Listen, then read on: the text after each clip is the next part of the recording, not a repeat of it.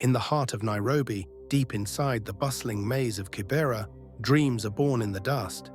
Here, the sunrise doesn't just mark a new day, it marks another chance to survive, to rise, and maybe to break through.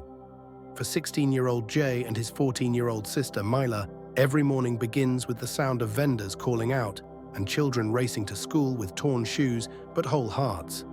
Their parents, Mama Jay and Papa Jay, are the quiet strength behind their fight.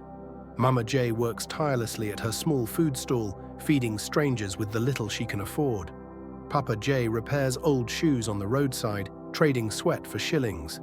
Together, they hold on to their faith, in God, in each other, and in the stubborn hope that life can be better. Jay is a quiet storm, disciplined, determined, but carrying the weight of poverty like an old friend. School is more than a place of learning for him. It's his one chance at changing everything. But hunger creeps in, not just in his belly, but in his thoughts.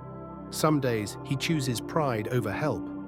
Even when a caring teacher offers a meal, he declines. Because dignity in this world sometimes means going without.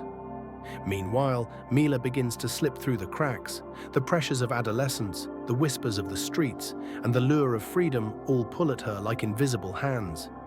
She skips classes, she wanders, and slowly the gap between who she is and who she could be begins to widen. At the edge of this story waits Kevin, Jay's childhood best friend. Once a boy with big dreams, now a shadow dealing in alleyways. Jay stumbles upon him one afternoon, surrounded by smoke and money, selling lies packaged in powder.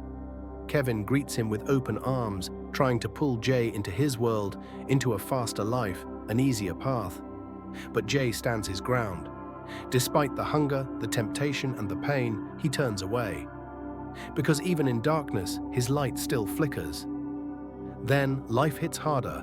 Mama Jay collapses one afternoon at her stall. The world blurs as Jay and Mila rush to her side, fear clawing at their throats. Papa Jay lifts her into his arms, his voice cracking with panic. That night, everything changes. Fear becomes real, fragility becomes visible, and for a moment, the family almost breaks. But help comes in the form of kindness. Teacher Ruth steps in, not just as an educator, but as a beacon. She covers the hospital bill, offers a roof, offers love. Because sometimes, when blood family is drowning, chosen family throws the rope. As Mama Jay begins to heal, so does the family. Mila returns to school, guilt turned into determination. Jay starts tutoring other kids, using his pain as power. Papa Jay finds more work. The house feels fuller, not because they have more, but because they've lost and still chosen to love. Then the breakthrough arrives. At a school assembly, Jay is called to the front. A scholarship, not just money, but proof.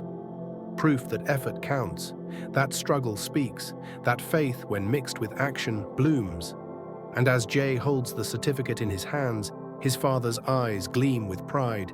His sister claps the loudest, his teacher smiles knowingly, and his mother, fragile, strong, whole, wipes away a tear. In Nairobi, teenage trials are many: poverty, drugs, peer pressure, and broken dreams. But this story, Jay's story, is a reminder that where there is family, faith, and fire, triumph is always possible. And Jay is just getting started.